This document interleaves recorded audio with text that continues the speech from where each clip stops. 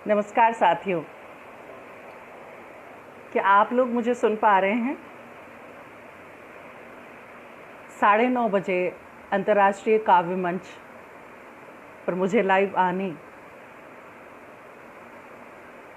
की बात कही गई थी आयोजन समिति द्वारा और मैं उपस्थित हूँ आप सभी के बीच। मेरा नाम है डॉक्टर मेघना शर्मा। यदि मेरी आवाज़ ठीक से आ रही हो तो एक बार कोई मुझे मैसेज करके ये बात बता दे जिससे मैं अपनी बात आरंभ कर सकूं।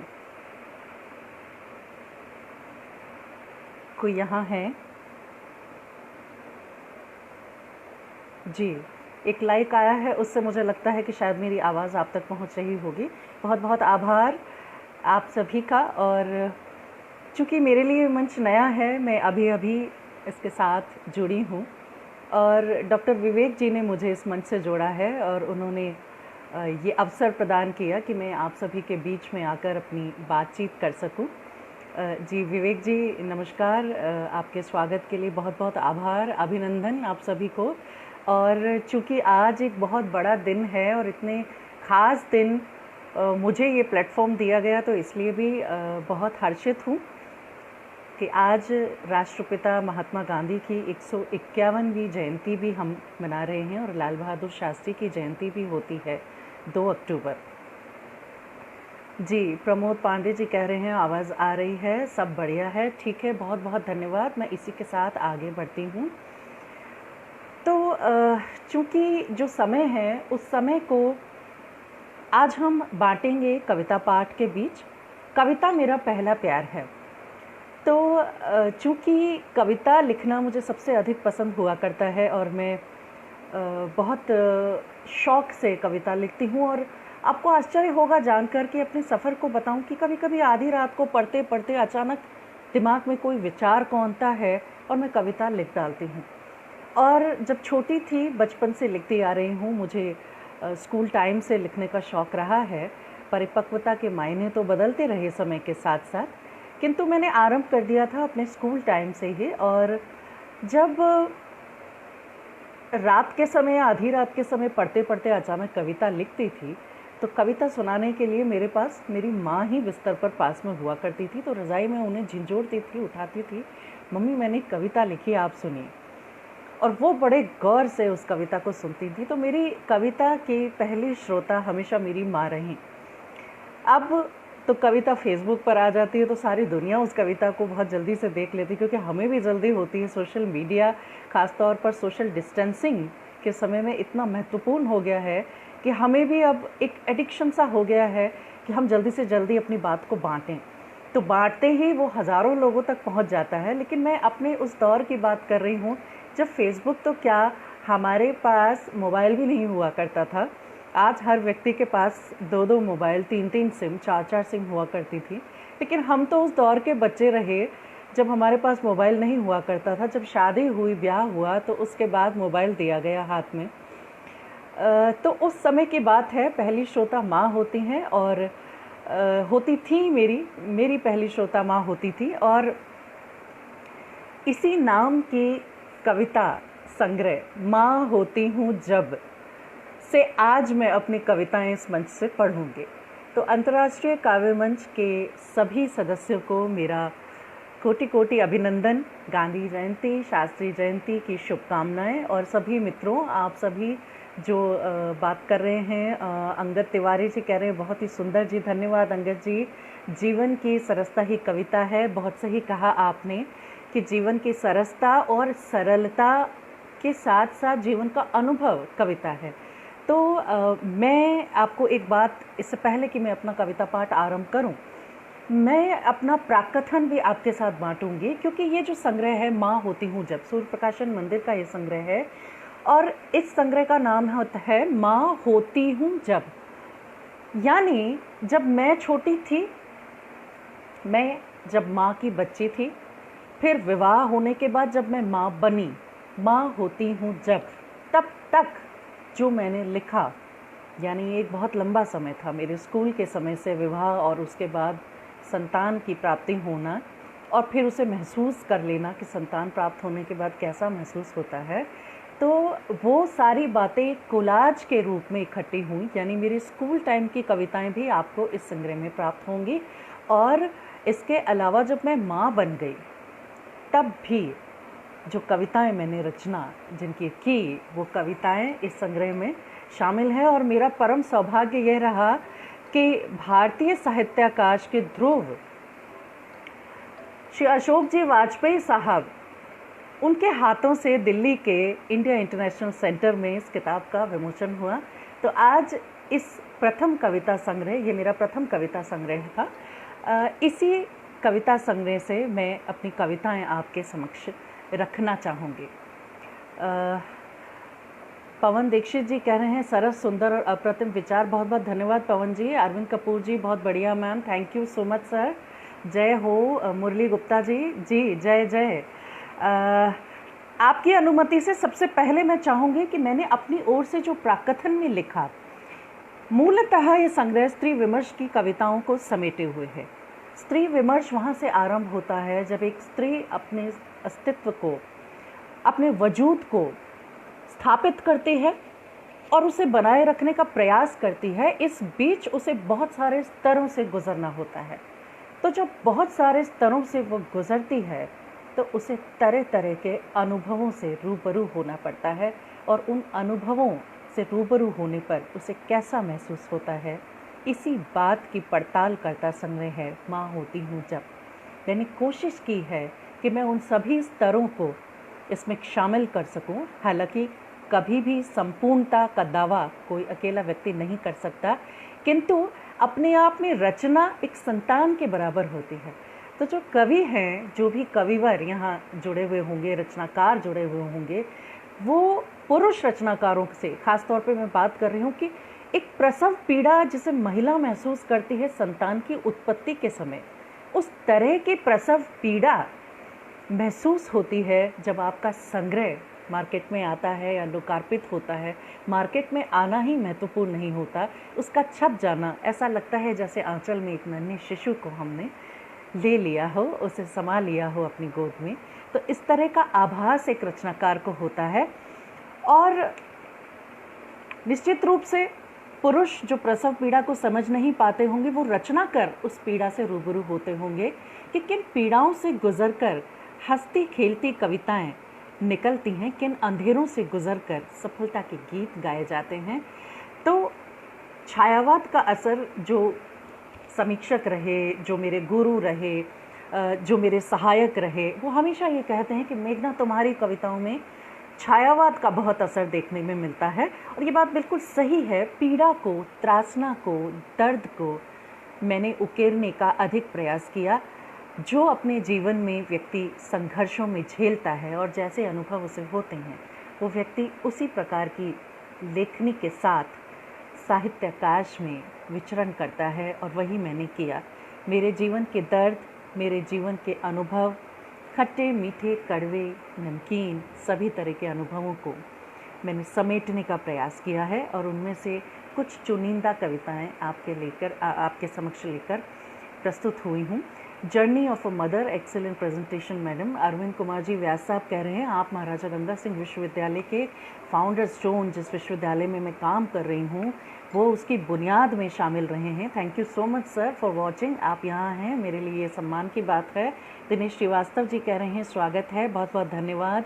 कवि जैन वीरेंद्र विद्रोही जी, बहुत खूब, बहुत धन्यवाद, लाजवाब।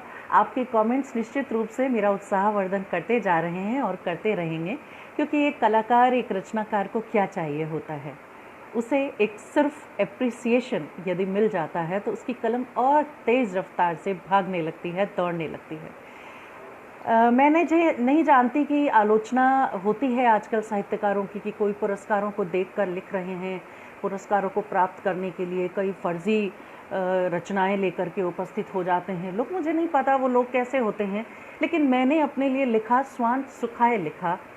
कभी लिखने से पैसा कमाने की इच्छा मेरे मन में अभी तक तो नहीं जागी है, चूँकि बहुत बड़े होने पर या और अधिक उम्र पा लेने पे क्या पता ये लालसा मेरे मन में जाग जाए, लेकिन अभी तक मेरे मन में ऐसा कुछ भी नहीं आया कि मैं लिख करके कुछ पैसा अर्न करूं या किसी पुरस्कार को टारगेट करके मैं लिखूं कि मुझे वो पुरस्कार प्राप्त करना है, क्योंकि मैं समझती हूँ कि जब ये सब सोच कर लिखा जाता है तो वो मैनिपुलेटेड होगा।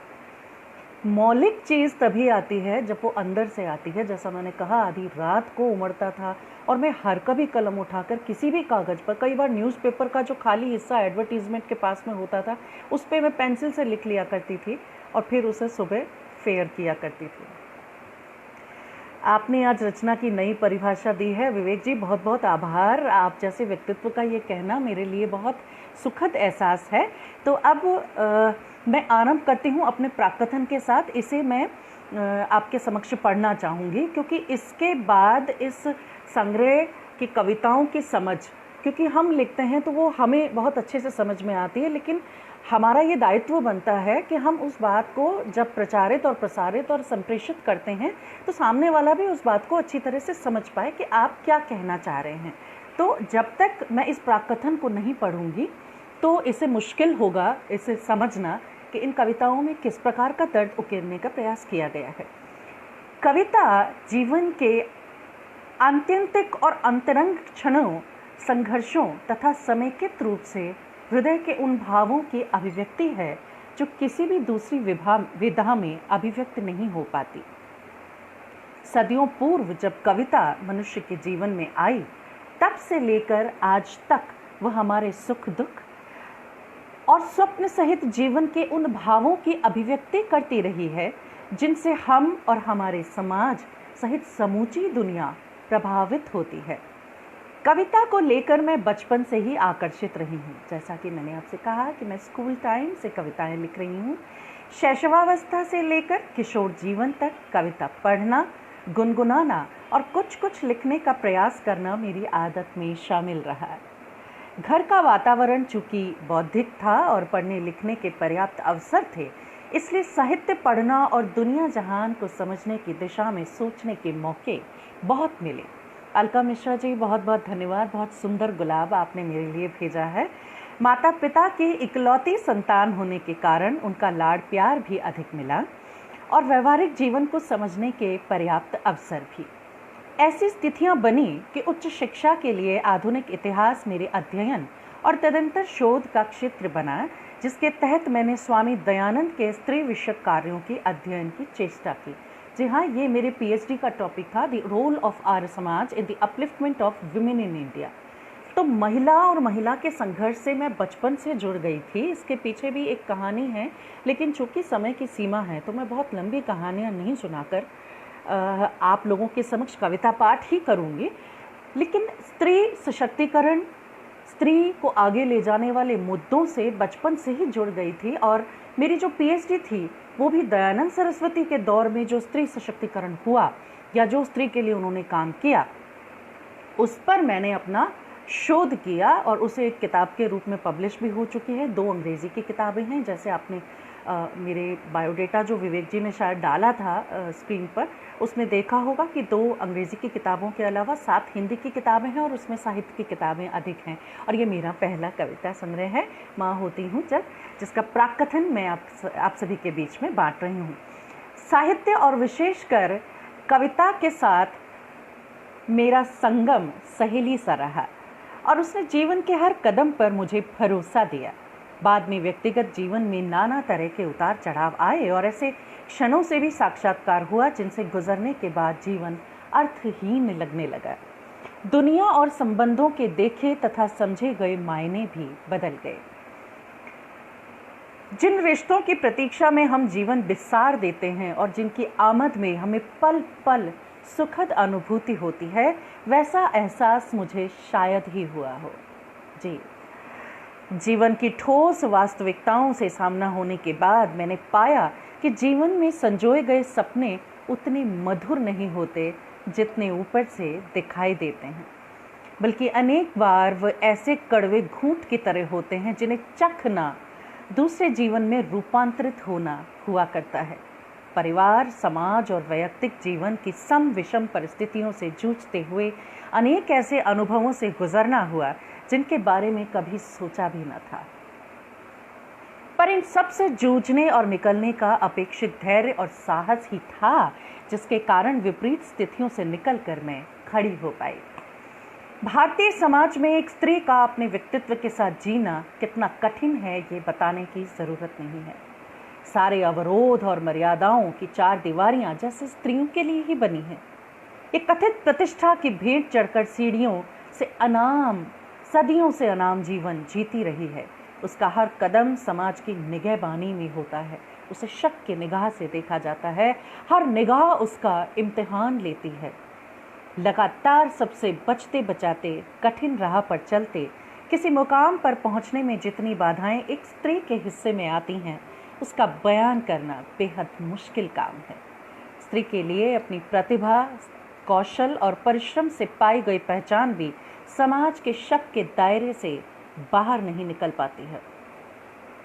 भारतीय संस्कृति में स्त्री के प्रति श्रद्धा और प्रतिष्ठा के भाव सदा से जाप का विषय भले ही रही हूँ, लेकिन व्यवहार में ये बहुत कम देखने में आता है। जी हाँ, मैं बहुत दावे के साथ कह रही हूँ कि यत्र नार्यस्तु पूजयन्ते तो कहा तो जाता है, लेकिन व्यवहार में क्या होता है वो हम हाथरस की घटना से बहुत अच्छी तरह से समझ सकते हैं।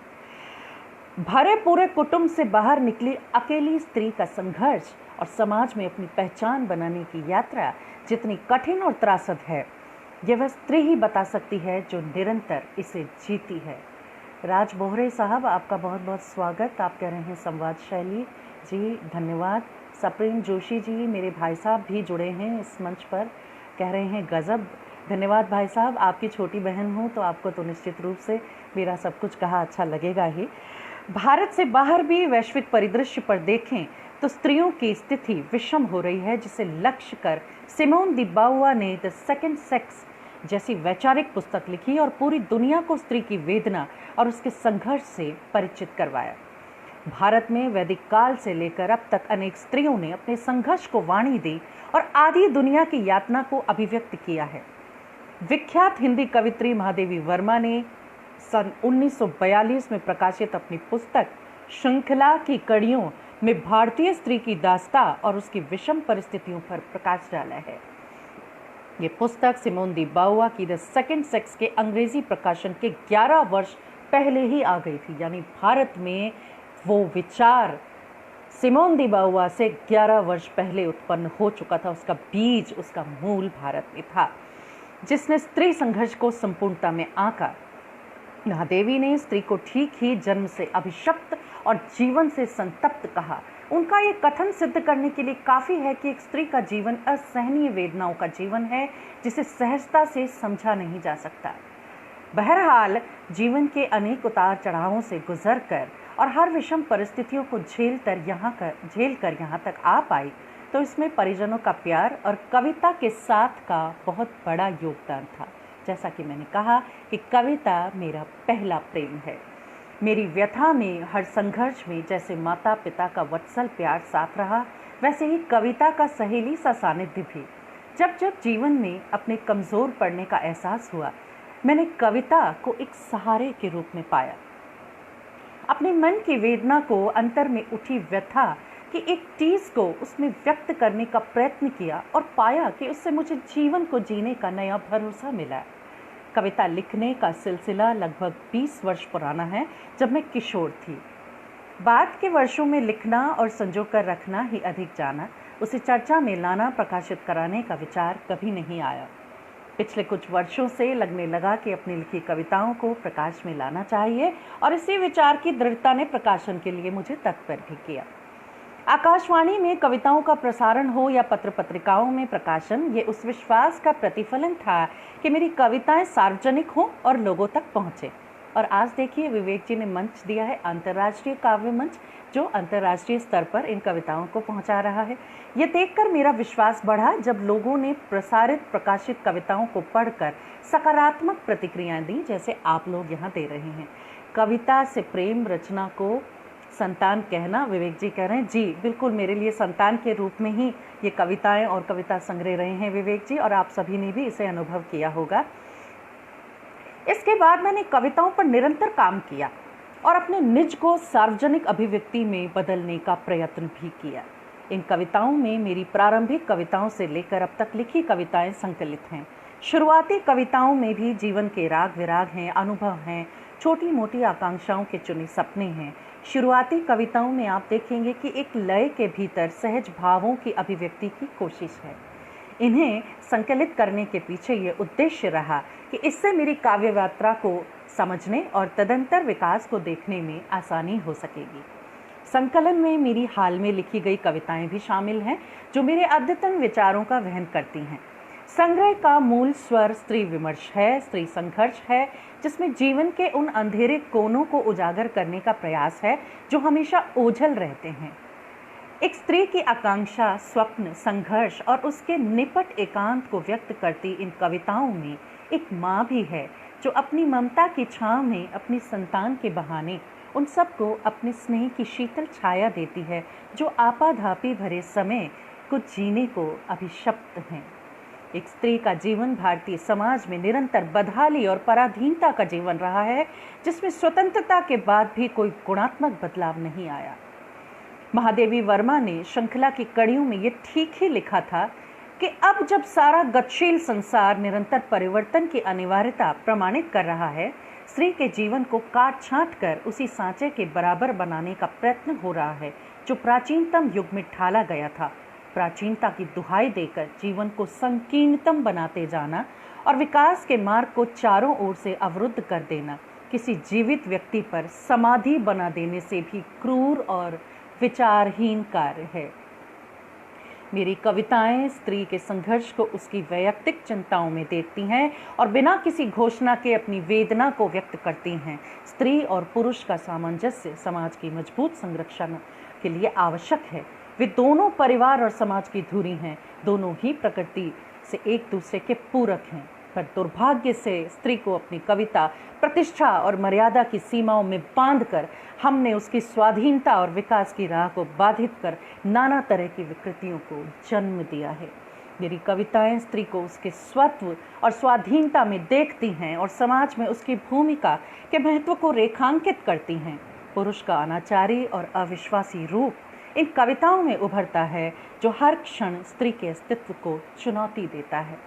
झूठ, फरेब, संदेह और स्त्री को भोग्या मानकर एक वस्तु से बाहर उसे न देख पाने की प्रवृत्ति ने ही ऐसी परिस्थितियों का निर्माण किया है जिसमें स्त्री दबी सहमी रहकर अपने जीवन को नियति मानकर जीने को अभिशप्त रहती है। ऐसे में समाज प्रदत्त सारे संबंध उसे छलते हैं और नाना रूपों में वह कभी परंपरा तो कभी संस्कारों की झूठी जकड़बंदियों का शिकार होती है। इस राजस्थानी लोकगीत को देखिए जो एक बेटी की वेदना को व्यक्त करता है। बेटी अपने पिता से कहती है, मैं तो बाबो सा आपरे खूंटेरी गायड़ टोरो जठी टुर जाऊँ सा, कि मैं तो तुम्हारे आंगन की गाय हूँ, जहाँ बांधोगे वहीं बंध जाऊँगी। यानी मैं आपके खूंटे से बंधी गाय हूँ, आप जिधर हाँकोगे मैं उधर ही चली जाऊँगी। हाँकोगे शब्द पर आप विशेष ध्यान दें, ये स्थिति अब बदलनी चाहिए। पुत्री, बहन, पत्नी, माता, विधवा जैसे अनेक रूपों में स्त्री पराधीन होकर पुरुष के अनाचार और समाज की निरर्थक मर्यादाओं की भेंट चढ़कर जीते जी मर जाया करती है। मेरी कविताएं स्त्री को उसकी स्थितियों में रखकर देखती है और अपनी यातना के विभिन्न स्तरों से परिचित करवाती हैं। ये मेरा संग्रह है, पहला प्रयास है अपने जीवन जगत को जानने, समझने और उसे व्यक्त करने का। इसमें न तो समाज को बदल डालने का कोई दावा है, न ही अपने वैशिष्ट्य को लेकर कोई भ्रम। एक स्त्री के नाते अपने जिए, अपने भोगे, अपने अनुभूत किए समय को व्यक्त करने का प्रयत्न भी अगर इन कविताओं में दिख सके तो मैं अपने कवि कर्म को सार्थक समझूंगी। कैसे जिक्र न करूं अपने अंश सौम्य का, जिसकी आंखों के चमकते जुगनू मेरे जीवन की दिशा हैं। उसका मासूम स्वर, मम्मा ओ मेरी छोटी सी मम्मा, मेरे लिए प्राण वायु हैं। उसी अंश को पुकारता, उसी को समर्पित ये प्रयास माँ होती हूँ जब। ये तो हुआ प्राकथन मित्रों, और अब आरंभ करते हैं कविताओं का सफ़र। सबसे पहले आपके बीच लेकर आ रही हूँ एक कविता जिसका शीर्षक है लेकिन फिर भी। जी, मिट्टी से मन के घरौंदे ने बारिश के कहर से बचना न सीखा था। मिट्टी से मन के घरौंदे ने बारिश के कहर से बचना न सीखा था। शायद तकलीफ़ों के कारवां ने मेरी घर से, मेरी गली से बीतना न सीखा था। शायद तकलीफ़ के कारवां ने मेरे घर से मेरी गली से बीतना न सीखा था। शायद अरमानों की कोमल पत्तियों ने पतझड़ के सफ़र से बच निकलना न सीखा था। शायद सम्मान के दर्पण ने मरमाहत हो चोटों से फिर जुड़ना न सीखा था। शायद मेरी चाहत के बादलों ने बिन बरसे किसी राह से गुजरना न सीखा था। शायद अकाल के सायों ने मेरी प्रीत के गांव से चले जाना न सीखा था। शायद ख्वाबों की रंगीन सीपियों ने लहरों के भंवर से पार पाना न सीखा था। लेकिन फिर भी मुश्किल जीवन की कश्ती ने पतवार के अभाव से डूब जाना न सीखा था। ये कविता थी लेकिन फिर भी। और अब आइए बात करते हैं शतरंज की। किस प्रकार शतरंज की मोहरें अपनी चाल चलती हैं। हम सभी शतरंज का हिस्सा हैं। और इसके बाद मैं आगे आपको कठपुतली नाम की अपनी एक कविता भी सुनाऊंगी। जब महसूस होगा कि धागे कहीं और से संचालित हो रहे हैं, हम सब एक कठपुतली की तरह न जाने किस पालनहार की डोरियों में बंधे हुए अपना किरदार निभा रहे हैं। बाकी हमारे पास कुछ नहीं। नीरू श्रीवास्तव जी कह रही हैं बहुत खूब, धन्यवाद नीरू जी। रूपम लाल जी कह रहे हैं वाह, शुक्रिया रूपम। अरविंद व्यास जी कह रहे हैं awesome, thank you so much sir. आपका यहाँ होना मेरा संबल बढ़ा रहा है कि मेरे विश्वविद्यालय से भी कोई मुझे यहाँ सुन रहा है। शतरंज की मोहरें। जब कभी जीवन को समझा तो पाया ये शतरंज का खेल है जो समझ नहीं आया। शतरंज का खेल बहुत मुश्किल से समझ में आता है। और जब वो शतरंज रियल लाइफ में, एक तो होता है शतरंज का खेल, मैग्नेट की गोटियां होती हैं और आप जब बस में सफ़र, पुराने समय में मोबाइल्स जब नहीं हुआ करते थे, मैं उस समय की बात कर रही हूँ, मेरा बचपन वो था जो स्मार्टफोन्स नहीं हुआ करते थे। हम स्मार्टफोन पर या वीडियो गेम्स नहीं देखा करते थे, हम न्यूज़ नहीं देखा करते थे। बसों में लंबे सफ़र के दौरान बच्चे बड़े शतरंज का खेल अक्सर खेलते खेलते सफ़र को पार लगाया करते थे। तो ये शतरंज का खेल है जो समझ नहीं आया, जो देखनी चाहिए अपनी तस्वीर, मोहरे ही तो हैं हाथों तकदीर। अपनी तस्वीर को जब उस शतरंज की बिसात पर देखना चाहा तो वो एक मोहरे के रूप में दिखाई दिया। मोहरे ही तो हैं हाथों तकदीर। दुनियादारी के ऊंट ने चली टेढ़ी चाल, दुनियादारी के ऊंट ने चली टेढ़ी चाल, सिद्धांतों की नगरी में आ गया भूचाल, सिद्धांतों की नगरी में आ गया भूचाल। काला ऊंट बढ़ा कुछ घर, काला ऊंट बढ़ा कुछ घर, सतर्क हो गई हमारी नज़र, सतर्क हो गई हमारी नज़र। विपत्ति के अश्व ने बढ़ाए ढाई कदम, विपत्ति के अश्व ने बढ़ाए ढाई कदम। विवेक का प्यादा पकड़े बैठे थे हम, विवेक का प्यादा पकड़े बैठे थे हम। जब विपत्ति आती है अपने ऊपर तो विवेक ही काम आता है, लेकिन उस समय उस विवेक की हालत विपत्ति के अश्व के आगे एक प्यादे के समान होती है, लेकिन हम तिनके का सहारा लेकर बैठे रहते हैं। तो विवेक का प्यादा पकड़े बैठे थे हम, सीधी चाल है हाथी की ये सोच मुस्कुराए हम सोच कर मुस्कुराए कि हाथी तो सीधा चलता है, हाथी तो टेढ़ा नहीं चलेगा। निशाने पर वजीर था ये समझ भी न पाए हम, लेकिन उस हाथी के निशाने पर हमारा वजीर था। ये दुनिया की शतरंज है साहब, यहाँ कुछ भी संभव है। सीधी चाल है हाथी की ये सोच मुस्कुराए हम, निशाने पर वजीर था ये समझ भी न पाए हम। परिस्थिति के प्यादे से पिटा संभल का वजीर। कई बार परिस्थिति इतनी मजबूर कर देती है कि आपका संभल हिल जाता है और प्यादा वजीर को पीट देता है। ऐसे भी क्षण शतरंज के खेल में आते हैं। मेरे भाई साहब यहाँ जुड़े हुए हैं और वो बहुत चेस खेलते हैं और वो विनर हैं, तो वो समझ रहे होंगे मेरी इन बातों को। कई बार जब प्यादे से वजीर पिटता है तो कितनी तकलीफ होती है। परिस्थिति के प्यादे से पिटा संभल का वजीर, कभी जीतने का ख्वाब था जीत गई तकदीर, कभी जीतने का ख्वाब था जीत गई तकदीर। कभी जब तकदीर जीत जाया करती है तो जीता सिकंदर सवाल पूछता है हारे हुए राजा से। जीते सिकंदर ने पूछा सवाल, कहो पोरस क्या है ख्याल। अपने सिंहासन पर जब पोरस को बांधकर सिकंदर के सामने लाया गया तो सिकंदर पोरस से पूछ रहा है, कहो पोरस क्या है ख्याल, न हार का खौफ था न काल का ख्याल। पोरस के चेहरे पर न हार का खौफ था न काल का ख्याल, दृढ़ता पोरस बौना हुआ सवाल। कैसे बौना हुआ सवाल, ये देखिए, जब पोरस ने कहा ये हार है तुम्हारी न हार है हमारी, ये हार है तुम्हारी न हार है हमारी, जीतने की होड़ में आई समय की बारी, जीतने की होड़ में आई समय की बारी। न तुम हो महान न हम हैं महान, न तुम हो महान न हम हैं महान, बात बस इतनी सी है कि समय है बलवान, बात बस इतनी सी है कि समय है बलवान, समय है बलवान, समय है बलवान। तो ये थी शतरंज के मोहरें। बहुत बहुत आभार, धन्यवाद।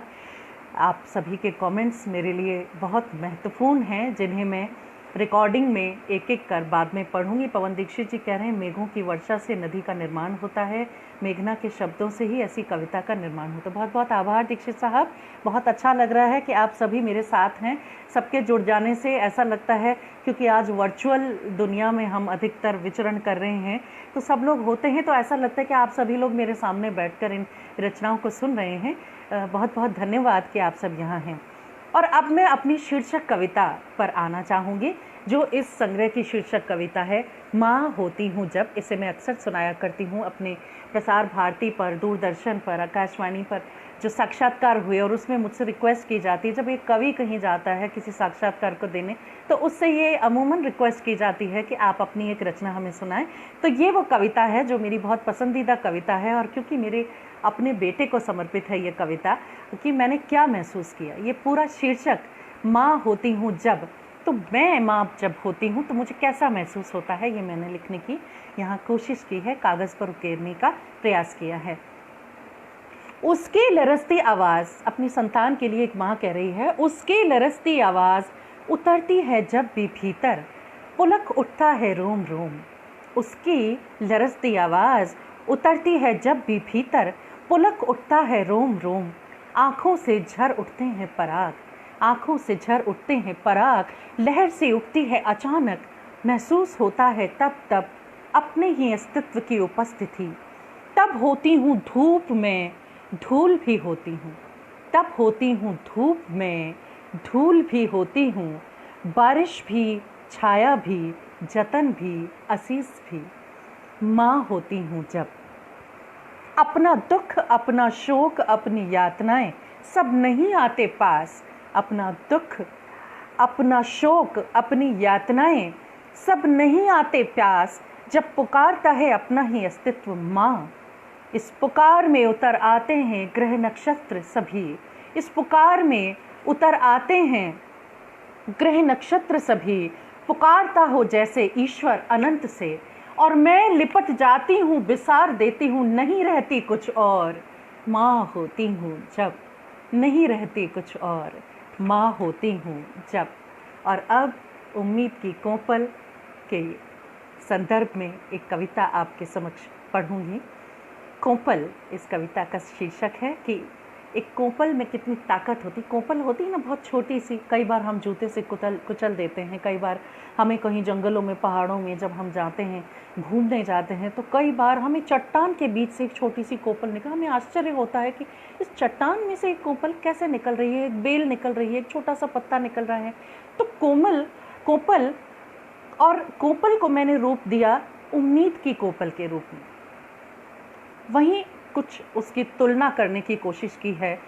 किसी एक चट्टान के किनारे से, किसी एक चट्टान के किनारे से धारा प्रवाह बहती नदी के प्रवाह से, धारा प्रवाह बहती नदी के प्रवाह से, सूरज की तपती गर्मी से, पिघलती रेत के अंश से, सूरज की तपती गर्मी से, पिघलती रेत के अंश से, बर्फीले रेगिस्तान के तूफानों से, गुजरती सर्द हवाओं की चुभन से, दिन रात की बारिश के कहर से, डूबती बस्तियों के डूबते अरमानों की चीत्कार से, बुलंद हौसलों के आधार पर पैदा होती हसरतों की उड़ान से, कहीं ज़्यादा मजबूत हुआ करती है नफ़रत की दीवार से निकली एक उम्मीद की कोपल, नफरत की दीवार से निकली एक उम्मीद की कोपल। अब आइए बात करें महाभारत की। महाभारत काल एक ऐसा काल है, अभी कोरोना काल ने तो हमें फिर महाभारत दिखा दी थी। आपने देखी होगी रामायण और महाभारत, तो दोबारा हमारे जहन में ज़िंदा हो गई। जब मैं बहुत छोटी थी, जब मैं स्कूल में जाया करती थी, तब ये सीरियल्स आए थे और उस समय उस परिपक्वता के साथ मैं उन्हें महसूस नहीं कर पाई थी। लेकिन अब कोरोना काल में जब दोबारा ये प्रसारण हुए तो मैंने और बारीकी से इन्हें पढ़ा। लेकिन आपको एक बात बता दूं, ये कविता जो आज मैं यहाँ पढ़ रही हूँ, ये कविता उस समय लिखी गई है जब मैंने बचपन में महाभारत देखी थी। उस परिपक्वता में जो मैं महसूस कर सकी, महाभारत के चरित्रों को जिस तरह मैंने अपने नज़रिए से परखा, जिस तरह मैंने अपने नज़रिए से देखा, महसूस किया, उसे यहाँ प्रदर्शित कर रही हूँ, उसे यहाँ संप्रेषित करने का प्रयास कर रही हूँ। क्योंकि ये कविता मेरे स्कूल टाइम की कविता है, जब पहले महाभारत पहली बार टीवी पर टेलीकास्ट हुई थी। साजिद अली साहब आए हैं, फूलों का गुलदस्ता आपके हाथ में है। साजिद जी नमस्कार, अस्सलाम वालेकुम। आप सभी को मेरा अभिनंदन, जो मुझे लगातार संदेश दे रहे हैं। आप सभी के संदेशों का शायद मैं जवाब नहीं दे पा रही, लेकिन आप उसका बुरा नहीं मानेंगे। इस बात को मैं आपसे कहना चाहूँगी, मैं जो देख पा रही हूँ उसको निश्चित रूप से मैं अभिनंदन कर रही हूँ बीच बीच में, लेकिन जिसका नाम छूट जाए तो आप मुझे इस चूक के लिए क्षमा कर देंगे। इसी आशा के साथ मैं अपनी कविता आपके समक्ष प्रस्तुत कर रही हूँ, एक नई महाभारत। होगी खेली कौरव पांडव ने कभी कोई महाभारत। बात शुरू होती कि खेली होगी खेली कौरव पांडव ने कभी कोई महाभारत। हम तो हर दिन देख रहे हैं एक नई महाभारत। हम तो हर दिन देख रहे हैं एक नई महाभारत। समय हो रहा शकुनी सा, समय हो रहा शकुनी सा जो खेल रहा है पासे। समय हो रहा शकुनी सा जो खेल रहा है पासे। अब समझ से परे हो गए इस दुनिया के झांसे। अब समझ से परे हो गए इस दुनिया के झांसे। झेल रहा हर व्यक्ति आज उस अर्जुन का सा द्वंद्व। झेल रहा हर व्यक्ति आज उस अर्जुन का सा द्वंद्व। था खड़ा युद्ध में सामने विवेक द्वार था बंद।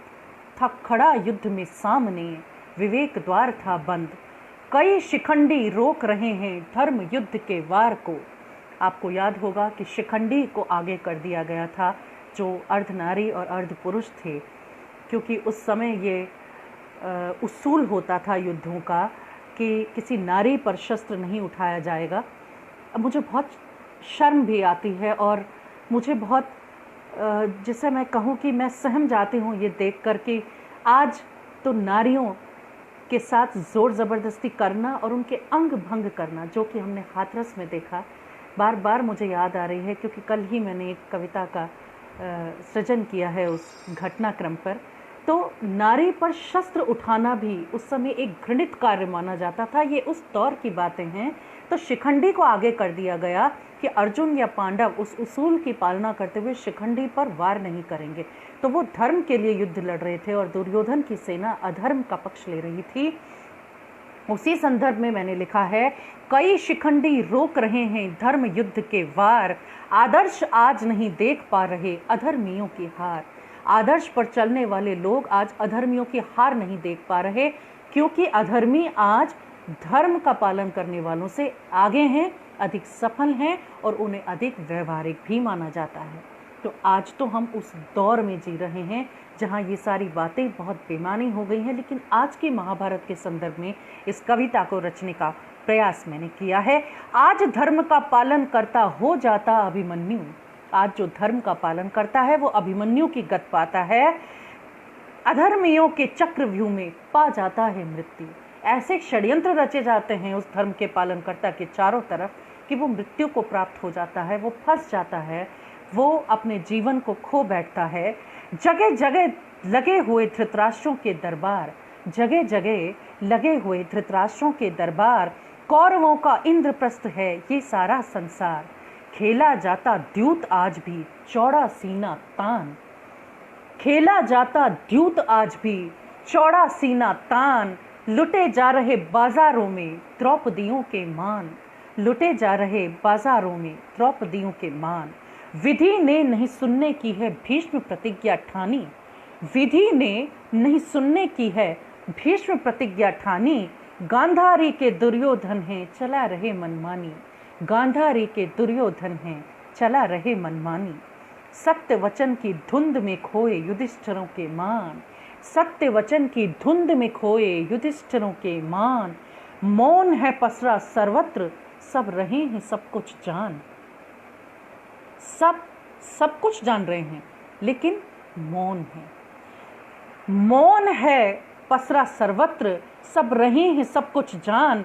उस कुंती ने एक कर्ण को नहीं दिया कभी प्यार, उस कुंती ने एक कर्ण को नहीं दिया कभी प्यार। आज कुमाताओं के देखो हर तरफ लगे बाजार, आज बच्चे कभी डस्टबिन में फेंके हुए मिलते हैं, कभी किसी पब्लिक टॉयलेट में छोटे छोटे शिशु, नवजात शिशु पैदा होते उन्हें फेंक दिया जाता है। आज ऐसी महाभारत हम देख रहे हैं। उस समय कुंती ने लोक लाज के नाते बहा दिया था नाव में रखकर, और पूरे जीवन कर्ण को सूत पुत्र के नाम से पुकारा गया, तो ये दंश उस कर्ण ने झेला। लेकिन आज की स्थिति बहुत बदतर है उस महाभारत की स्थिति से। कुंती के वचनों से बांटा 5 पति का प्यार, कुंती के वचनों से बांटा 5 पति का प्यार।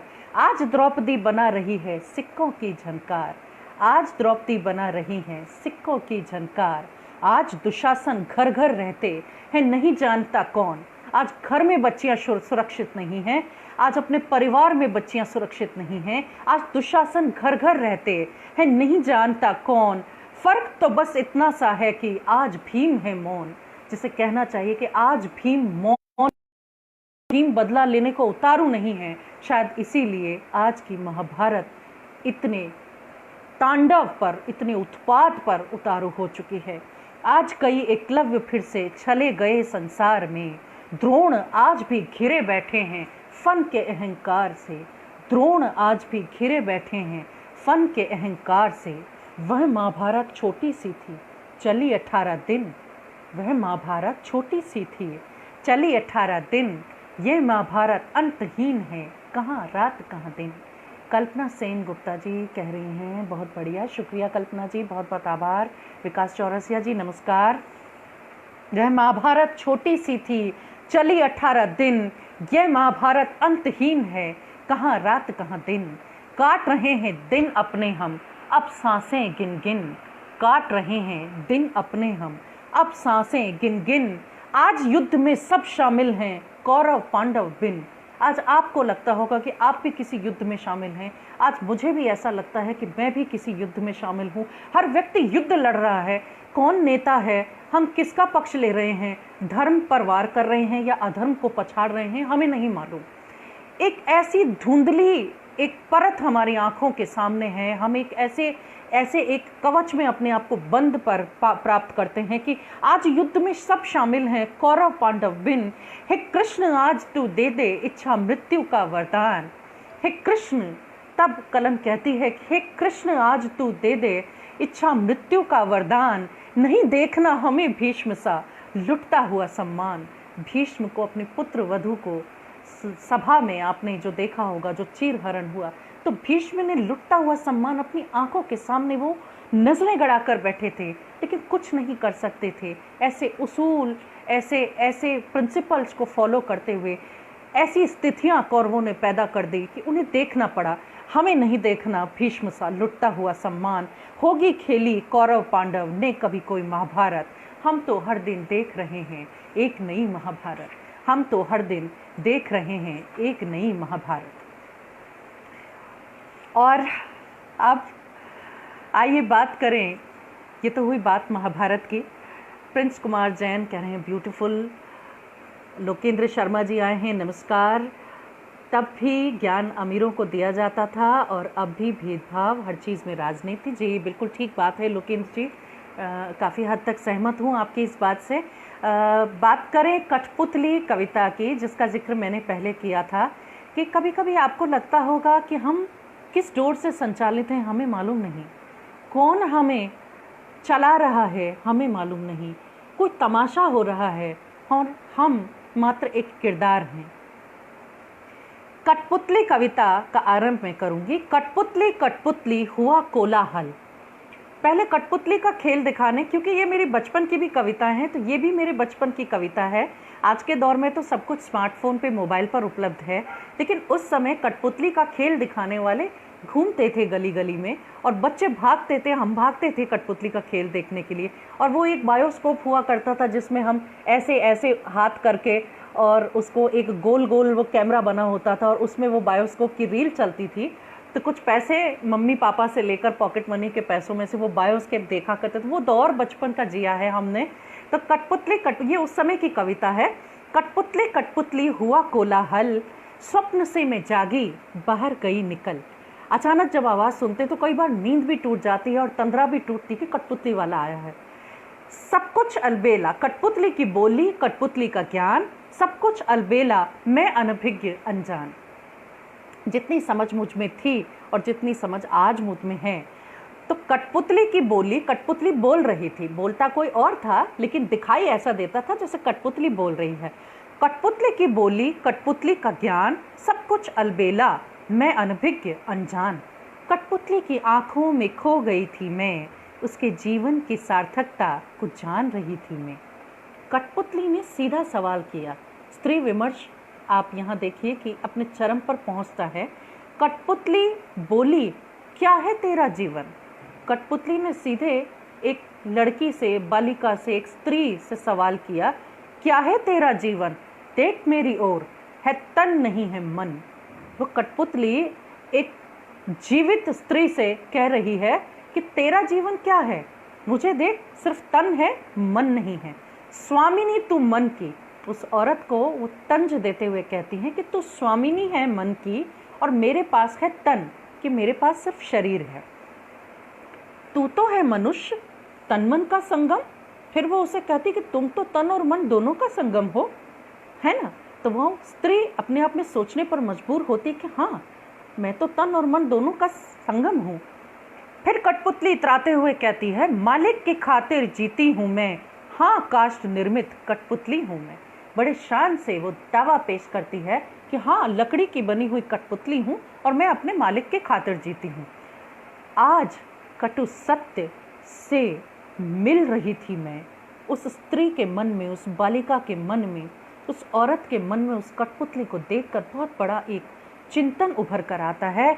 जब वो कहती है, सोचती है, आज कटु सत्य से मिल रही थी मैं, स्वयं अपने जीवन को पहचान रही थी मैं। मेरी सांसें गिनी हुई हैं, मेरी धड़कन बंधी हुई हैं, स्वामिनी हूँ मन की, काष्ठ निर्मित नहीं हूँ मैं। सुन हंस पड़ी वह काट की गुड़िया। वो काट की गुड़िया, उसने जब औरत ने ये कहा कि मेरी सांसें गिनी हुई हैं, मेरी धड़कन बंधी हुई है, जिस मालिक के साथ वो रहती है, यानी जिस पति के साथ, जो अपने पिता के साथ सहारे के रूप में उसे लेकर रह रही है, जो अपने भाई के पास रह रही है, जो अविवाहित है, वो अपने मायके में है, तो किसी पुरुष को साथ या सहारे के रूप में लेकर वो रह रही है, तो वो कहती है कि हाँ, मैं तेरी तरह काट की बनी हुई नहीं हूँ। तो काट की वह गुड़िया, सुन हंस पड़ी वह काट की गुड़िया, मूक शांत एक बंद सी पुड़िया, मूक शांत एक बंद सी पुड़िया। और फिर उसके बाद जब उसने कहा, न तन है तेरा न मन है मेरा, न तन है तेरा न मन है तेरा, तुझसे बेहतर जीवन है मेरा।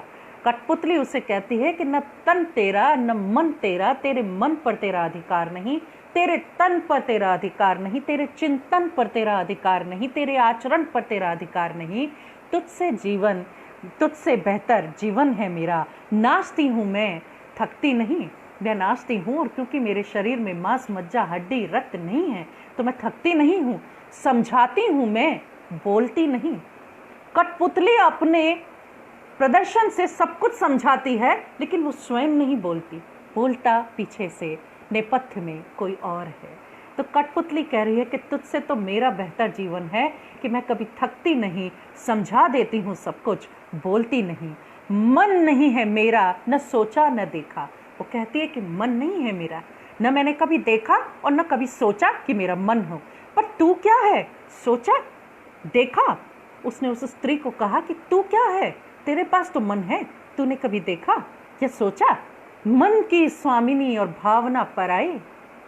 यानी कुछ भी उस स्त्री का नहीं है, सब कुछ उसे उस बंदिशों के तहत जीना पड़ता है। तो एक तंज कठपुतली ने उसे दिया, एक सीख कठपुतली ने उसे दी, मन की स्वामिनी और भावना पराई, क्या जीवन है तेरा ना अप्सरा गहराई। तो कठपुतली के इस खेल ने उस स्त्री को, उस बालिका को, उस औरत को ये सोचने पर मजबूर कर दिया कि कठपुतली कह रही है, मन की स्वामिनी और भावना पराई, क्या जीवन है तेरा ना अप्सरा गहराई। आज कटु सत्य से मिल रही थी मैं, स्वयं अपने जीवन को पहचान रही थी मैं। जब वो कठपुतली का खेल उस स्त्री ने देखा, या मैं कहूँ कि मैंने देखा, कठपुतली थी वो काष्ठ निर्मित, वो तो कठपुतली थी काठ की बनी, लकड़ी की बनी। कठपुतली हूँ मैं जीवित निर्मित, मुझे पैदा किया गया और मैं जीवित हूँ, मुझ में भावनाएं हैं, लेकिन बावजूद उसके मैं एक कठपुतली से कुछ भी अधिक नहीं हूँ। तो ये कठपुतली का खेल देखकर भावनाएं जो जागी, उन्हें मैंने कविता के रूप में संजोने का प्रयास किया है। आप सभी को पसंद आया होगा। यदि पसंद आए तो आप संदेश के रूप में मुझ तक पहुंचा सकते हैं, क्योंकि मैं अपना आकलन आपके संदेशों के आधार पर ही कर सकूंगी। वन वे ट्रैफिक होता है, virtual webinars, virtual talks, live sessions, तो आपसे बातचीत तो नहीं हो सकती। राम बाबू शर्मा जी यहाँ लिख रहे हैं, बेहद शानदार अभिव्यक्ति, ढेरों बधाई और शुभकामनाएं। जी बहुत बहुत आभार आपका। कल्पना सेन गुप्ता ने बहुत सुंदर सा दिल और गुड़िया भेजी है, धन्यवाद कल्पना जी। इस सुंदर सी गुड़िया को मैं अपने पास रख लेती हूँ। ये शायद कठपुतली की तरह मुझे बार बार ये एहसास कराती रहेगी कि आप और हम भी कठपुतली से कम नहीं। अगली कविता मैं आपको सुनाने जा रही हूँ, जो है खंडहर। मैं इतिहास की स्टूडेंट रही हूँ, तो अक्सर किलों में घूमना, बावड़ियों को पढ़ना, उनका अध्ययन करना मेरे शौक़ में शामिल है। और किले, पुराने महल, जनाने महल, मर्दाने महल, राज महल, इन सब को देखते हुए वो जो खंडरों में तब्दील हो चुके हैं, आज बहुत ज़्यादा मेंटेनेंस नहीं हो पा रही है, तो खंडर के समान होती हैं। और जब हम उस खंडर को देखते हैं तो हमें क्या महसूस होता है, मुझे क्या महसूस हुआ, वो मैंने अक्षरों के रूप में यहाँ कलम में अपनी लेखनी चलाई है और उसे लिखने का प्रयास किया है। शाम के सायों में अक्सर गुजरती हूँ मैं। इस खंडर को देखिएगा आप, इस खंडर को मैंने कोशिश की है मन का खंडर। एक खंडर हमारे मन में भी होता है, एक वीरानी हमारे दिल में भी होती है। कभी कभी आपको आसपास के घटनाक्रम देखते हुए बहुत कोफ्त होती होगी और आपको महसूस होता होगा कि हमारा जीवन एक खंडर के समान हो गया है, जो टूटा है, फूटा है, लेकिन फिर भी हमें उसे खड़े रखना है। जैसे बरसों बरस से, सदियों से वो खंडर अपने स्थान पर टूटे फूटे खड़े हुए हैं, उसी तरह कई बार हमें भी ऐसा लगता है कि हम एक खंडर के समान खड़े रहने को मजबूर हैं। हम में जान नहीं है, हम में दम नहीं है, हम में ताकत नहीं है, लेकिन हमें परिस्थितियों ने मजबूर किया हुआ है खड़े रहने के लिए। प्रमोद कुमार धीमन जी कहते हैं मार्मिक, बहुत बहुत शुक्रिया प्रमोद जी, बहुत ही सुंदर यथार्थ। वीना मिश्रा जी, शुक्रिया वीना जी, आपका बहुत बहुत। शाम के सायों में अक्सर गुजरती हूँ मैं, उस खंडर के सूने पड़े से आंगन से। शाम के सायों में अक्सर गुजरती हूँ मैं, उस खंडर के सूने पड़े से आंगन से। जैसे मन के खंडर में कभी गूंजी थी ख्वाबों की किलकारियाँ जहाँ, जैसे मन के खंडर में गूंजी थी ख्वाबों की किलकारियाँ जहाँ, शायद वहाँ अरमानों से सूखते शाख के गुलों से बना गुलदस्ता रहा। कभी कभार गुलदस्ते हम संजोते हैं, ख्वाबों के गुलदस्ते, ऐसा होगा वैसा होगा, हम अपने जीवन में ऐसा कर लेंगे, आज से 10 साल बाद हम वहाँ होंगे, लेकिन सब कुछ एक झटके में बिखर जाता है और फिर रह जाता है मन में बसा हुआ खंडर। और फिर उस खंडर में हम याद करते हैं कि हमने मन के उस खंडर को कैसे चित्रित किया था, उस खंडर को कैसे सजाया था। शायद वहाँ अरमानों के सूखते शाख के गुलों से बना गुलदस्ता रहा। कई राजाओं के महलों का हिस्सा रहा होगा वह सिंहासन, कई राजाओं के महलों का हिस्सा रहा होगा वो सिंहासन। टूटती सांसों सा ज़हन में कैद कोई भूला बिसरा किस्सा। वह बारादरी थी शायद छोटी रानी की सेज कभी। हम जब खंडर को देखते हैं, हम बारादरियाँ देखते हैं, तो हमें याद आता है और हम कल्पना करते हैं कि शायद वहाँ छोटी रानी रहती होंगी, वो बड़ी रानी का महल होगा, ये शाही रसोई होगी। तो वो एक बारादरी को देखते हुए जब शाम से मैं किसी खंडर से गुजर रही हूँ तो बात कर रही हूँ बारादरी की, जहाँ रही होगी छोटी रानी की सेज कभी, जहाँ बहारों के ख्वाब कभी हकीकत भी बने होंगे। कभी तो वो दौर आया होगा जब रानियाँ रहती होंगी, राजा रहते होंगे, और जब ये खंडर बसा हुआ हकीकत भी बने होंगे, तो पड़ोसी राज्य के आक्रमण के खतरे से भी घिरे होंगे। कई बार पड़ोसी राज्य के आक्रमण से भी उन्हें रूबरू होना पड़ा होगा, और मन के परिंदे की तरह कभी कैद होकर रह गए होंगे सभी। आपने देखा होगा कि अक्सर जबकि मैं राजस्थान से बिलोंग करती हूँ, राजस्थान के जो किले हैं, आपने यदि देखा होगा तो पहाड़ियों पे बने हुए किले हैं। जब शत्रु किले को घेर लिया करता था तो सभी लोग अपने आप को किले के दरवाज़ों को बंद करके अपने आप को कैद कर लिया करते थे। तो ऐसे समय में याद आ रहा है लेखिका जब घूम रही है, या मैं अपने आप को कहूँ जब मैंने कल्पना की एक खंडर में घूमते घूमते, कि मन के परिंदे को हमें अक्सर अपने मन में बांध के रखना होता है, और मन के परिंदे की तरह कभी कैद होकर रह गए होंगे सभी, जिसमें रानियां भी शामिल हैं, जिसमें जनता भी शामिल है, राजा भी शामिल है, सैनिक भी शामिल हैं, सब लोग कैद होकर रह गए होंगे। वो जलाशय शायद, जो किले में एक छोटा सा जलाशय बना हुआ है, वो जलाशय शायद कुछ कहना चाहता था मुझसे।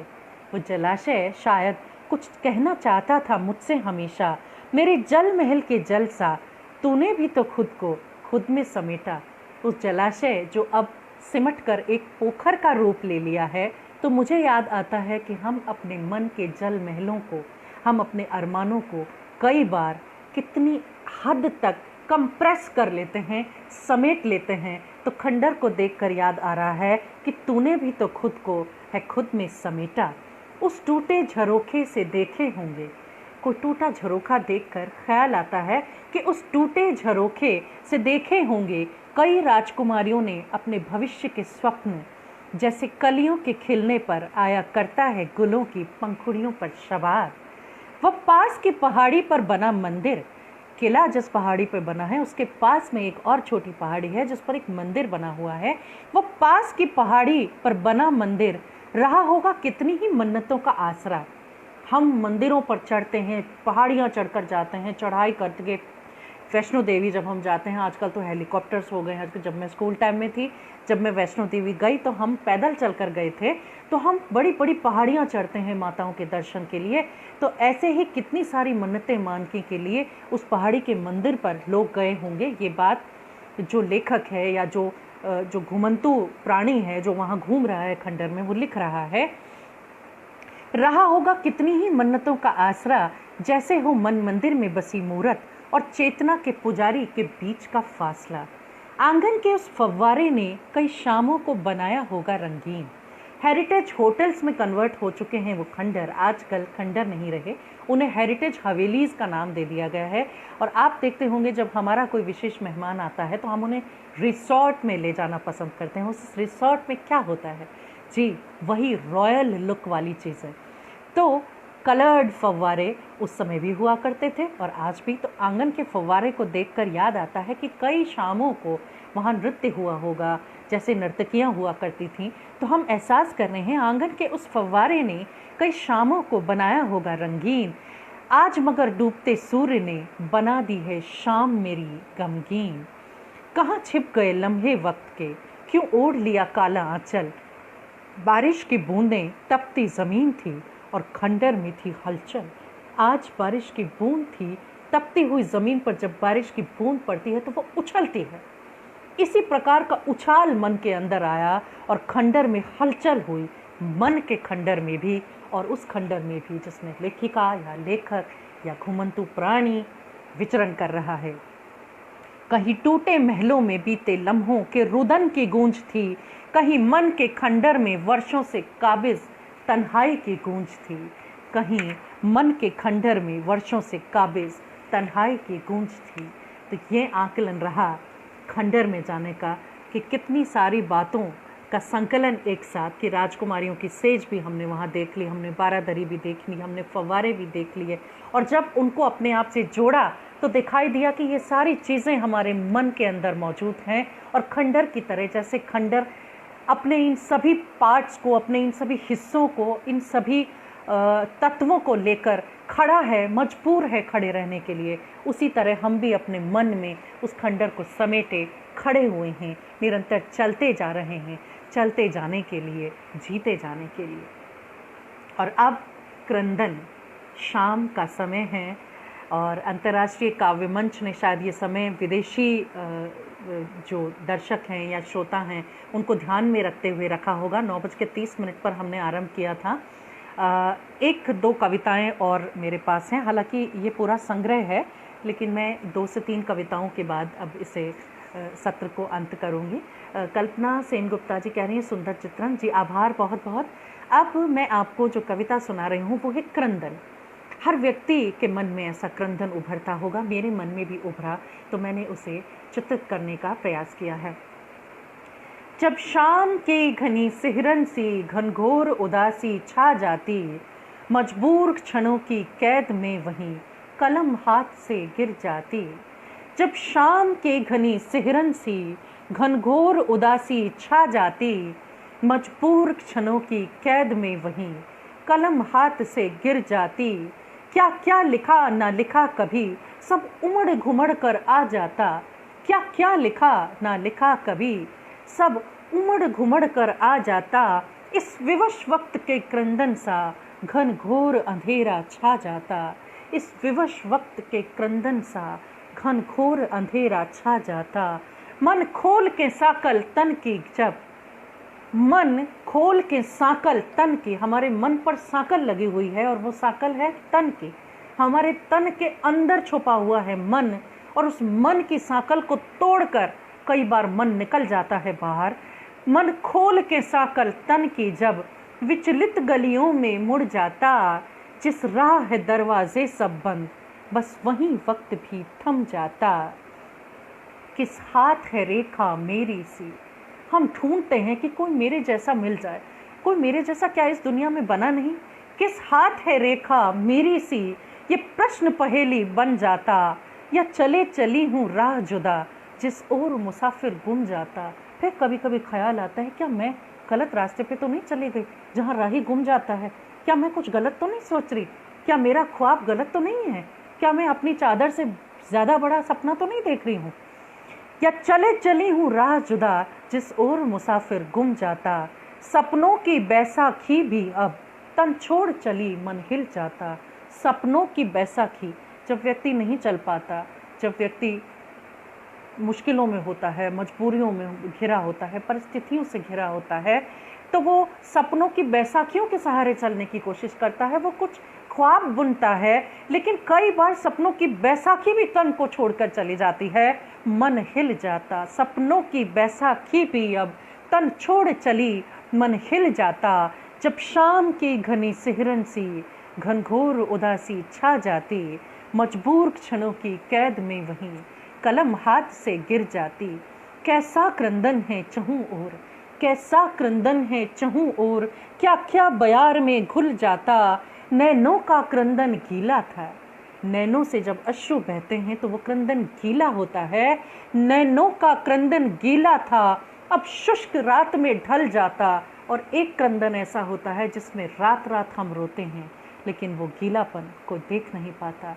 वो शुष्क रात कहलाती है, जीवन की शुष्क रात, अकेली रात, मजबूर रात। कोई भूखा उस रात को गुजारता है, कोई तकलीफ़ों में घिरा हुआ उस रात को गुजारता है, कोई बहुत सारी परेशानियों में उस रात को गुजारता है। और वो शुष्क रात होती है क्योंकि नैन के आंसू सूख चुके। नैनों से जो आंसू गिरते हैं वो सबको दिखाई देते हैं, वो गीले होते हैं। लेकिन कुछ ऐसी रातें होती हैं जिसमें क्रंदन तो होता है, लेकिन वो शुष्क क्रंदन होता है। गलियों के मुहाने डोल फिर, गलियों के मुहाने, गलियों के नुक्कड़, गलियों के जो पॉइंट्स होते हैं जहाँ से गलियाँ मुड़ती हैं, गलियों के मुहाने डोल फिर, एक राह से नहीं मिल पाता। कितने कदमों का जीवन है, कितने कदमों का जीवन है, संबल का वट भी हिल जाता। कितना संबल धरे कोई, कितना धीरज धरे कोई। बार बार गलियों के मुहाने डोलते हैं, फिरते हैं, एक राह नहीं मिलती जिसे हम चुन रहे हैं, जिस पर हम जाना चाहते हैं। कितने कदमों का जीवन है, संबल का वट भी हिल जाता। जब शाम की घनी सिहरन सी घनघोर उदासी छा जाती, मजबूर क्षणों की कैद में वहीं कलम हाथ से गिर जाती। ये रही नियति क्रंदन की खामोश ख्वाब सा जी जाता। ये रही नियति क्रंदन की खामोश ख्वाब सा जी जाता, जो शोर मचाकर शब्द जिए। यदि आपने मुंह से कोई शब्द निकाल दिए, चीखे चिल्लाए, तो तन का प्रहरी निगल जाता, क्योंकि वो मन है, जब वो मन चीखता है तो वो अंदर ही रह जाता है। तन का प्रहरी उसके ऊपर काबिज है, और जब मन चीखता है तो तन का प्रहरी उस आवाज़ को दबा देता है। ये रही नियति क्रंदन की, क्रंदन होता है आत्मा से निकला हुआ। ये रही नियति क्रंदन की खामोश ख्वाब सा जी जाता, जो शोर मचाकर शब्द जिए। चीखना भी चाहा तो तन का प्रहरी निगल जाता। घन घोर अंधेरा छाने को है, हर किरण का साया छिप जाता। मेरी पलकों में शुष्क सा नया, मेरी पलकों में शुष्क सा नया, क्रंदन हर रोज उभर आता, क्रंदन हर रोज उभर आता, क्रंदन हर रोज उभर आता। ये था क्रंदन। और अब राम गोपाल चौधरी जी ने सुपर का सिग्नेचर किया है यहाँ अपनी तालियों के साथ। बहुत बहुत धन्यवाद चौधरी साहब, चौबे साहब, राम गोपाल चौबे साहब, अवधेश कुमार सन्ना, यथार्थ चित्रण जिंदगी का। जी धन्यवाद अवधेश जी। एक और कविता है जो मेरे दिल के बहुत ज़्यादा करीब है। उस कविता का शीर्षक है आदर्श की मौत। इसे हम हाथरस की घटना से जोड़कर देख सकते हैं। अंतर्राष्ट्रीय काव्य मंच से कैसा क्रंदन है, कलम हाथ से गिर जाती। जी क्रंदन पूरा हो चुका और उस क्रंदन को तन का प्रहरी निगल भी गया और हम उससे आगे निकलने की कोशिश कर रहे हैं। अब आदर्श पर आते हैं कि चौराहे पर क्या हो रहा है। आइए जानते हैं कि किस प्रकार आदर्श चौराहे पर मौत को जी रहे हैं, जहाँ मौत को जीना भी एक कला है। तो आदर्श की मौत। चौराहे पर आज मंजर कुछ और था। जो उसूलवादी व्यक्ति है या जो उसूल है, वो उसूल किस तरह मृत्यु को प्राप्त होता है, किस तरह तड़प तड़प कर मरता है और कैसे दुनियादार उस पर हंसते हैं, कैसे दुनियादार उसकी शव यात्रा को ले जाते हैं, इसका एक यथार्थ चित्रण करने का प्रयास मैंने किया है। चौराहे पर आज मंजर कुछ और था, कहीं थी हलचल, सन्नाटा कहीं था। राही थमे हैरान परेशान, राही थमे हैरान परेशान, पूछा तो बन गया हर व्यक्ति अनजान। किसी से जब कुछ पूछा, जब कोई परेशानी में होता है, कोई चीख रहा होता है, कोई पुकार रहा होता है, कोई मदद मांग रहा होता है, उस समय आज के दुनियादार कन्नी काटकर साइड से निकल जाना पसंद करते हैं। तो जब पूछा किसी से कि यहाँ क्या हो रहा है, तो हर व्यक्ति अनजान बनकर साइड से निकल गया कि हमें नहीं मालूम क्या हो रहा है। सिसकता रहा पिछली रात यहाँ कोई, सिसकता रहा पिछली रात यहाँ कोई, अमावस की रात दुनिया थी सोई, अमावस की रात दुनिया थी सोई। पुकारता रहा वो धरती उस पर रोई, लहू लुहान हिम्मत थी खोई, लहू लुहान हिम्मत थी खोई। बचकर निकला उस राह से हर इंसान, बचकर निकला उस राह से हर इंसान। आंखें चुराई और हो गया आसान। आंखें चुरा लो किसी तकलीफ से, परेशानी से, किसी परेशानी में जकड़े हुए व्यक्ति से और आसान हो जाता। हम ये सोचते हैं कि आज तो वो परेशान है, हमें क्या करना है। ये आज के दौर की सच्चाई है। जो पुराने ज़माने की बात जो बुज़ुर्ग करते हैं, वो यही फ़र्क होता था कि किसी एक घर में परेशानी हुआ करती थी तो बहुत सारे घरों के लोग एक साथ आकर उसे सॉल्व करने की कोशिश करते थे। और इसीलिए हम कहते हैं कि गांव शहरों से बेहतर हैं। आज मेट्रो सिटीज़ में यही स्थिति है कि किसी के घर में अगर मौत भी हो जाती है तो ऊपर वाली बिल्डिंग के ऊपर वाले माले से कोई भी आकर ये नहीं पूछता कि आपके यहाँ क्या बीत गया। सब अपने ऑफिस अपने समय पर जाते हैं और ये टीस दे जाती है। आज लेखन की इतनी बड़ी समस्या आज लेखक को परेशान करती हैं ये समस्याएं, और लेखक इसीलिए लिखता है आंखें चुराई और हो गया आसान। कौन पड़े झमेले में। सब कहते हैं ना, हम तो इस झमेले में पड़ना ही नहीं चाहते। जगदीश जानी जी बीकानेर से जुड़े हैं, मेरे शहर से जुड़े हैं, कह रहे हैं बहुत मार्मिक। धन्यवाद जगदीश जी। आंखें चुराई और हो गया आसान, कुचला किसी ने, फिर किसी ने पैर से थोड़ा सा कुचल दिया कि आदर्श इसे कुचल दो। आदर्श को कुचल कर ही आगे बढ़ा जा सकता है। तो किसी ने चुपके से उसे मरते हुए आदर्श को कुचल दिया। बंद था हर द्वार, चीखा चिल्लाया, बनी बातें चार। जब वो चीखा, जब वो चिल्लाया, वो मनुष्य के रूप में मैंने उसे एक सिंबॉलिक रिप्रेजेंटेशन देने की कोशिश की है। चीखा चिल्लाया, बनी बातें चार, अंतिम वार था उस पर उस रात। आज हर दिशा से मिल रही थी मात, आज हर दिशा से मिल रही थी मात। टूटी सांस और जीत गया संसार, खत्म हो गए थे सारे जीने के आसार, खत्म हो गए थे सारे जीने के आसार। उठा जनाजा, खिलखिलाया संसार।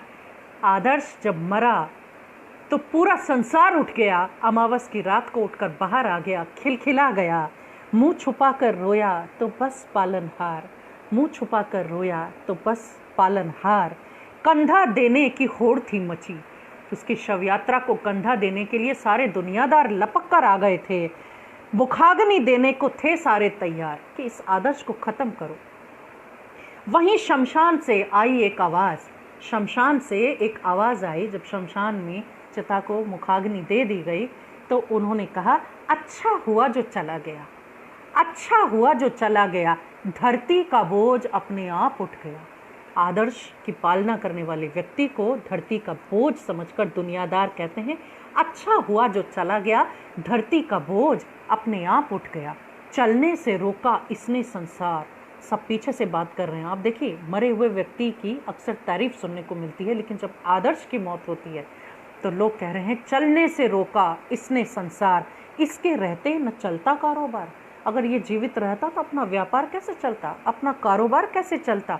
समर्थन में थे सारे दुनियादार, अकेला सुबकता था पालनहार। सिर्फ किसी को अगर रोना आ रहा था, कोई अगर क्रंदन कर रहा था तो वो था पालनहार। कतारें लगी थी, किसी की जब चौराहे पर लावारिस मौत होती है तो कतारें लगी थी। पुलिस पत्रकार, कहीं पुलिस हैं, कहीं पत्रकार हैं, टीवी चैनल मीडिया कवर करने, कैसे हुआ, क्या हुआ, क्यों हुआ, किसने किया।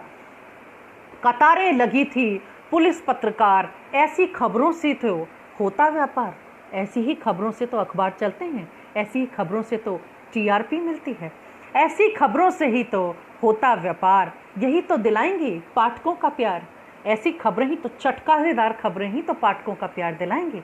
आज आप अखबारों में देख लीजिए, ऐसी खबरों का बोलबाला है। यही तो दिलाएंगी पाठकों का प्यार। खबरें छपी, चौराहे पर मौत हुई, आज फिर एक आदर्श की मौत हुई, आज फिर एक आदर्श की मौत हुई, आज फिर एक आदर्श की मौत। तो ये आदर्श की मौत की स्थिति मैंने आप सभी के समक्ष रखने की कोशिश की। और अब इसी संग्रह से, माँ होती हूँ जब संग्रह से, अपने जीवन की किताब, क्योंकि ये मेरे जीवन की किताब ही है। लेखक अपनी किताब, अपनी लेखनी के माध्यम से ही अपने आप को निरूपित करता है। तो एक अंतिम कविता इस सत्र की आप सभी के साथ शेयर कर रही हूँ, जिसका टाइटल है मेरे जीवन की किताब। हालातों के दलदल ने वक्त ही कहाँ दिया, हालातों के दलदल ने वक्त ही कहाँ दिया कि अरमानों की तितली को। बीच में कोई टेलीफोन आने के कारण ये व्यवधान उत्पन्न हुआ है। हालातों के दलदल ने वक्त ही कहाँ दिया कि अरमानों की तितली को हथेली पर सजाते। कितने सावन दरख्तों के खोखर से खाली थे, कितने सावन दरख्तों के खोखर से, जैसे दरख्तों के खोखर में पंछियों के बसेरे होते हैं और वो जब खाली हो जाते हैं तो कितने सावन इस प्रकार खाली थे। अमिया की खुशबू से ही दिलों के बाग सज जाते। वक्त की बिसात पर फैसलों के कदम थे। वक्त की बिसात जब बिछती है तो हमें कड़क फैसले लेने पड़ते हैं। कई बार मजबूर होकर फैसले लेने पड़ते हैं, कई बार दिल तकलीफ़ में होता है और हमें फ़ैसला लेना पड़ता है, कई बार हम परिस्थितियों से घिर कर फैसला लेते हैं। निशान अब भी बाकी थे कि रेत के समंदर भी चिलमन से भीग जाते थे, रेत के समंदर भी चिलमन से भीग जाते थे। जब मुखालिफत में भी विनय का गीत गुनगुनाते थे। खत के पन्ने भी अब सोखने लगे थे स्याही। खत के पन्ने भी, कभी कभी इंसान की ऐसी स्थिति हो जाती है कि खत के पन्ने भी सोखने लगे थे स्याही। शब्द उकेरे नहीं जाते, कलम भी होने को थी पराई। कलम का साथ, मैंने आपको बताया कि कविता का साथ, कलम का साथ एक सखी सा साथ रहा है। लेकिन कभी कभी कलम भी हम जो लिखना चाहते हैं उससे इतर कुछ लिख डालती है। तो कभी कभी लगने लगती है कलम भी होने को थी पराई, लिखी गई गज़ल तो छूटे नहीं छूटती, लिखी गई गज़ल तो छूटे नहीं छूटती। अहम की गूंज में ठहराव सा हल्का सा इशारा क्या मिला, अहम की गूंज में ठहराव का हल्का सा इशारा क्या मिला, मंजिल का साया मिला। अब तमन्नाओं के बादलों का रुख है दूसरी ओर, अब तमन्नाओं के बादलों का रुख है दूसरी ओर। शहर पर से बीते हैं खाली, शहर पर से बादल बीते हैं खाली। कटी पतंग तन्हा सी डोर, एहसासों की मुलाकातें घटनी सी लगी अब। कायनात भी मेरे रंग में मिलती सी रही अब, कायनात भी मेरे रंग में मिलती सी रही अब। गीतों के बोल भी कुछ स्वरों से थे अनजान, गीतों के बोल भी कुछ स्वरों से थे अनजान। उजड़ गई बस्तियां रह गए खाली मकान, उजड़ गई बस्तियां रह गए खाली मकान। अक्षर अक्षर साथी सा, अक्षर अक्षर साथी सा चल पड़ा है संग मेरी परछाई के। एक एक अक्षर मुझे लगता है कि जब दुनिया साथ नहीं देती तो कलम तो मेरी है, लेकिन कभी कभी जब कलम भी पराई हो जाती है फिर अक्षर अक्षर साथी सा महसूस होता है कि एक अक्षर मेरा साथ दे रहा है, परछाई की तरह साथ चल रहा है। ख्वाबों के मोहरों से कब तक खेल सकेंगे खेल जुदाई के। चलते चलते कटे पेड़ से भी गिर जाना था। कभी कभी इतनी हालात बेकाबू हो जाते हैं कि हम लड़खड़ा कर कटे हुए पेड़ की तरह धड़ाम से औंधे मुंह ज़मीन पर गिरते हैं, क्योंकि सोचा कुछ होता है और सामने कुछ और आता है। चलते चलते कटे पेड़ से भी गिर जाना था, फसाना हार का न था ये तो विजय का अफसाना था, फसाना हार का न था ये तो विजय का अफसाना था। क्योंकि संघर्ष करता हुआ व्यक्ति यदि गिर भी जाता है तो उसमें वो ताकत होती है कि वो खड़ा हो सकता है। लेकिन जिस व्यक्ति ने संघर्ष करना नहीं जाना वो व्यक्ति हार के गीत गाता है। इसीलिए इसे कहा कि कटे पेड़ की तरह गिरने के बाद भी ये सोचा, ये मेरे जीवन की किताब है, मैं अपने आप के बारे में बात करती हूँ। ये फसाना हार का नहीं था, ये तो विजय का अफसाना था। किस राह पर चलकर जाना था किस ओर, किस रोज़ किस वक्त मुझे मेरे ही रास्ते से बीत जाना था, मेरे ही रास्ते से बीत जाना था। आंखें मूंद कर हम सोचते हैं कि जब हम सोते हैं, जब हम आंखें मूंद लेते हैं तब हम ख्वाब देखते हैं। नहीं, ऐसा नहीं होता। आपको तपती हुई रेत पर चलना होता है, तलवार की धार पर चलना होता है। आंखें मूंद कर देखे नहीं जाते, रेशम के ख्वाब पानी में घुल नहीं जाते। कीमती से पल, इतनी आसानी से पानी, इतनी आसानी से जीवन रंगीन नहीं हो जाता, इतने सारे रंग जीवन में बहुत आसानी से शामिल नहीं हो जाते। वह भावनाओं के हिसाब उन महलों से बीती आवाज़ें ही गूंजा दिया करती हैं। बस छोटे छोटे फसाने, कुछ किस्से, कुछ हारे, कुछ जीते। बहुत सारे उतार और चढ़ाव जीवन में आते हैं जिसमें कई बार हम हारते हैं, कई बार हम जीतते हैं। यही है मेरे जीवन की किताब, बस यही है मेरे जीवन की किताब, बस यही है मेरे जीवन की किताब। बहुत बहुत आभार, बहुत बहुत धन्यवाद। आप सभी ने मुझे सुना।